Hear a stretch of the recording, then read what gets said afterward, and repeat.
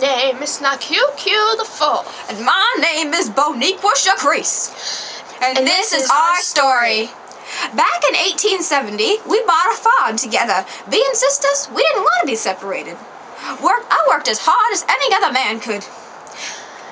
I saved the money my mama gave me, put it to good use, bought seeds, soon had a farm, put our souls into it.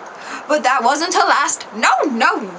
For when the Union men came, our cotton caught fire, our entire farm gone. Only left was the burned remains of our hard work. We had no money and no food.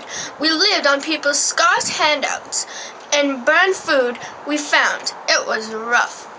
We also had no home. In those cold nights, all I had was a quilt and a pillow made of hay.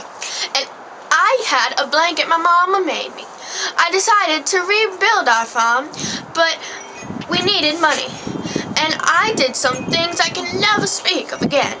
But I worked on the white men's lawns, cooked their food, cleaned their bedrooms. I wasn't even allowed to use the toilets.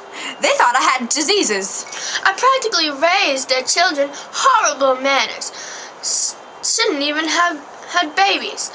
I was treated terrible, as if a criminal, but was trusted with their own kids. They picked them up 2 times a day, tops. Mama shakrice, they'd say, I love you.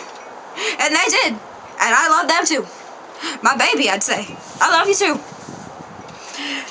But one day I came home, and the babies were gone.